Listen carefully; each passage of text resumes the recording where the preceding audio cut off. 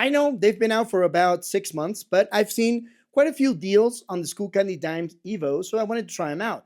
And I've been using them, and there's quite a few things you need to know before you purchase them. First of all, this is the fourth version of Skullcandy Dimes. There's been 1, 2, and 3, and most of them have been the same. Very compact earbuds, very budget friendly. The original ones cost about $25, which was a steal for what you were paying. I thought those gave you a great value for the price. These right here are gonna set you back $50. And I'm going to be honest with you, I don't see $50 of worth inside of them. First of all, you get a very good battery life. You get 8 hours of continuous playing as a max. And you also get 36 hours of additional battery life with the charging case. But that's about it. You don't have ANC. You do have pass-through. You can connect them to the Skullcandy app. And they also have fast charging. A fast charge of only 10 minutes will give you about 2 hours of continuous playing, which is not bad. Now, with that battery life comes a pretty big caveat, and that is the charging case. As you can tell, it's not as compact anymore. It's pretty bulky. It's not comfortable to have in your pockets, and it's not that key friendly. One thing I liked about the original Dimes is that you could put them like a keychain maybe. They actually looked like a key fob. There was only a small counterpart with the original Dimes, which was that the earbuds themselves were kind of exposed to dirt and other things. But I was willing to have that because of the size of them and how comfortable and reliable they were. But these are so bulky, and for what they're offering, I really don't think the bulk is worth it. They don't even include wireless charging, which in this price range should be a must. The earbuds themselves haven't changed that much compared to the other versions. These also have a physical button. The size is practically the same. The aesthetics are pretty nice. They feel well built, but what doesn't feel well built is the charging case again. It feels kind of cheap, plasticky, and pretty flimsy if you ask me. Now, the main difference with these compared to other versions is that they are compatible with the Skullcandy app. And inside the app, I can tell you there are a couple of things that are pretty cool you can do with them. First of all, they have multi-point connection, which is through Bluetooth 5.3. That means you can connect it to more than one device at the same time, which is pretty cool. Previous versions couldn't do that. Previous versions couldn't even connect to the app, and with these you can. Inside the app, you also have a couple of preset EQs.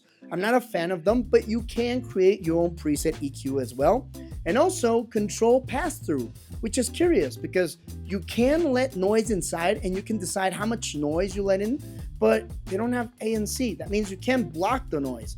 I guess they were counting only on the passive isolation, but if you're on an airplane, on a bus, or wherever there's a strong noise with continuous frequencies, well, these are not going to be enough. I mean, for regular use, sure, passive isolation will be practically enough for most people, but man, ANC would have been nice in this price range. And there are a couple of earbuds from other brands, for example, Earphone and Soundpeats, which do include ANC, sometimes for even less for what these cost. But you know what?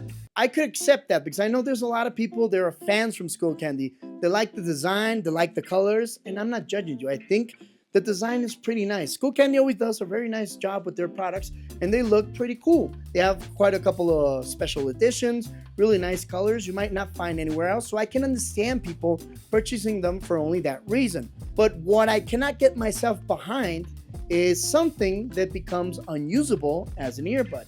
And let me tell you what I mean by that. Comfort-wise, they're okay. I mean, they feel fine. They didn't feel uncomfortable in any moment. But audio-wise, that's where these, I think, are in the border of being unusable. Because you might have pretty decent bass. I mean, yeah, it's kind of punchy, kind of muddy if you ask me as well, but it does mix with the rest of the frequencies, and that is an issue. It mixes with the mids and the highs. So when you're listening to a voice, all of a sudden, if there's maybe a couple of bass or mids on the background, you can hear a voice like go like this. Literally, that's what it sounds like with some melodies and some songs. So that means they're not properly equalized, and they were probably more worried about the bass than the rest of the frequencies. And again, I can understand it, but there's a way of doing that. And if you're wondering if maybe the EQ fixes this issue, no, in my experience, it doesn't. A couple of EQs may give you a little bit more treble, but it still sounds like a muddy, noise, messy thing I would never buy. but it still sounds like a muddy mess. So it's something I cannot get myself behind. The audio quality on these is just simply terrible. And again, Skullcandy Dime original earbuds weren't the best. They weren't audiophile grade, but I do think the Skullcandy Dime 3s do sound better than these, and they're a lot better because of what you're paying for them. These cost double. These will set you back about $50 depending where you live, and the original ones cost $25. So we're talking about double the price without double the experience, same quality of materials, maybe even worse audio quality, and I just can't see the benefit just because you can connect them to the app and just because you get a little bit better battery life. I just simply think they may not be worth it, but they do have something that is very positive in them, and that is the microphone quality. What you're listening to right here is what these actually sound like, and I think the mic quality is very good. I've heard a couple of other reviewers saying it's okay, and no, I disagree there. I think the mic quality is outstanding considering the size of the earbud, how far they are from your mouth, and I think they did a great job with that. So if they can produce this type of quality microphones for the earbuds, why can't they produce ANC, which is worth a while? I'm sure they could do a very decent job. Skullcandy is not known for having ANC in most of their products, and their ANC in some of their products is not even that good. So again, maybe developing the microphone these products have might be the next step to go to the next level. So if you're thinking about purchasing something from Skullcandy, like the Skullcandy Dime Evos, I would definitely go for the Skullcandy Dime 3s. They're a lot better. I'm not even going to link these in the description. I simply think they're not a good product.